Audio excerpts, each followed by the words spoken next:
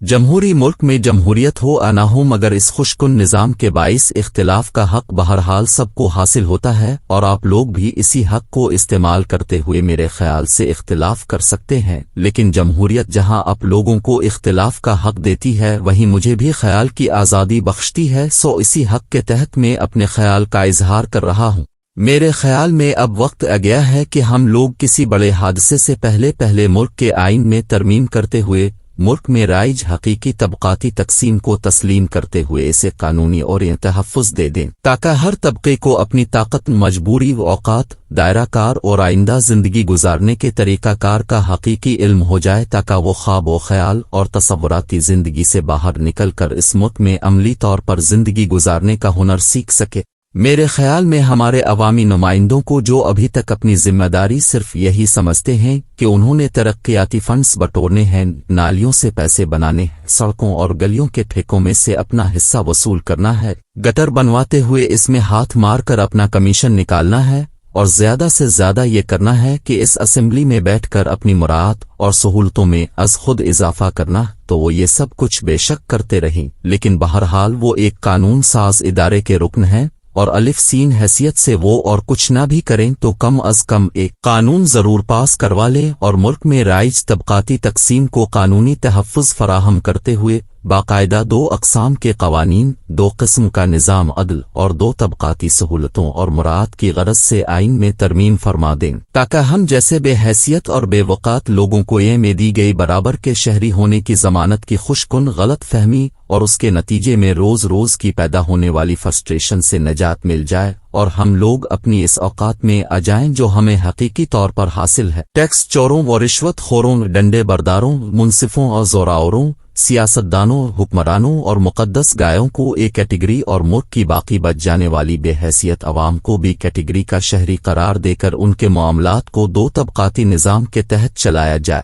جیسا کہ تقسیم سے قبل انگریز حکمران طبقے اور بڑے صغیر کے محکوم مقامی لوگوں کے لیے 2 قسم کے قوانین تھے۔ اگر دوبارہ اسی طبقاتی تقسیم کو قانونی تحفظ دے دیا جائے تو پھر کم از کم ہم جیسے لوگوں کے دماغ سے برابر کا شہری ہونے کا فطور اور خناس نکل جائے گا، اور ہم لوگ اپنے آپ کو بڑے صغیر میں اسلام کی آمد سے قبل والے ہندو سماج کا حصہ سمجھ لیں گے، جس میں ہمارے ایک کیٹیگری کو برہمن کا اور ہم جیسے بے حیثیت اور بے اوقات لوگوں کو شودر کا درجہ حاصل ہو جائے گا۔ یہ ساری باتیں دراصل مجھے اس لیے یاد رہی ہیں کہ گزشتہ کچھ عرصے میں پے در پہ ایسا ہوئے جا رہا ہے کہ اب میری برابر کا شہری ہونے کی خوش فہمی مکمل طور پر ختم ہو کر رہ گئی ہے۔ مثلاً اگر میں سزا یافتہ ہوں اور میرے ڈاکٹر عدالت میں یہ ثابت کر دیں کہ میری زندگی کو خطرہ لاحق ہے، تو کیا عدالت مجھے جیل سے نکال کر برون ملک بھیجتے ہوئے مدعی مقدمہ سے میری زندگی کی ضمانت طلب کرے گی، اور زندگی کی ضمانت نہ ملنے پر مجھے 50 روپے کے اسٹامپ پیپر پر ضمانت دے کر بیرون ملک بھجوا دے گی؟ کیا میرے 6 ہفتوں کے اندر ملک واپس آنے کی گارنٹی دینے والے شخص کو 6 ہفتے چھوڑ 3 سال تک میری واپسی نہ ہونے کے باوجود میرے کسی عام تام قسم کے ضمانتی کو ایک بار بھی عدالت میں بلا کر یہ نہیں پوچھے گی کہ ضمانتی صاحب اب کے 6 ہفتے میں واپس آنے کے پابند بھائی جان کدھر ہیں؟ کیا اس ملک میں ہر قیدی کو یہ سہولت حاصل ہے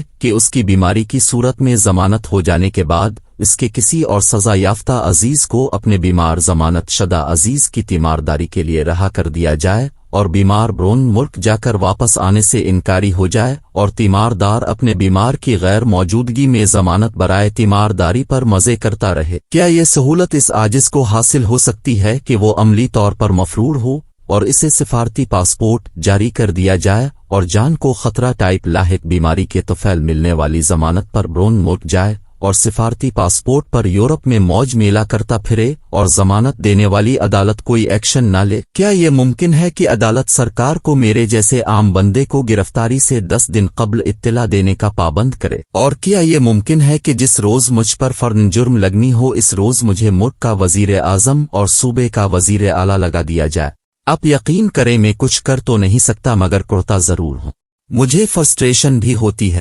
میں اس سارے نظام سے تنگ آ چکا ہوں مگر اس کا کچھ بگاڑ نہیں سکتا، اس لیے میں چاہتا ہوں کہ مجھے میری اوقات اور حیثیت بتا دی جائے، مجھے خواہ کی خوش فہمی سے نکال دیا جائے اور مجھ پر میری اوقات واضح کر دی جائے۔ مجھے بتا دیا جائے کہ اس ملک کے وسائل وغیرہ نامی چیز سے میرا اور میرے جیسے دیگر کروڑوں لوگوں کا کوئی تعلق نہیں۔ پہلے بتائے گئے اعلیٰ طبقے یعنی یہ کیٹیگری کے لوگوں کو تمام تر حکومتی وسائل اور ان سے وابستہ کلہم مفادات از قسم پلاٹ، مفت سفر برون ملک، مفت علاج، وظیفے، ٹیکس میں سہولت، قرضوں کی معافی، اپنی تنخواہ اور مراعات میں از خود اضافے کا اختیار اور سرکاری زمینوں کی الاٹمنٹ کے علاوہ دیگر سہولتوں وغیرہ کے واحد حقدار قرار دینے کا بل اسمبلی سے منظور کروا کر نام نہاد آئینی برابری کے جھوٹ اور فریب کو ایک ہی بار دفن کر دیا جائے۔ اس سے ہمارے حالات میں تو فرق نہیں پڑے گا، لیکن ہمیں ہماری اوقات کا پتہ چل جائے گا اور ہم لوگ اپنی بقیہ زندگی برابری کے اس جعلی آئینی خمار سے باہر نکل کر کسی قسم کے احساس محرومی کے بغیر جی سکیں گے۔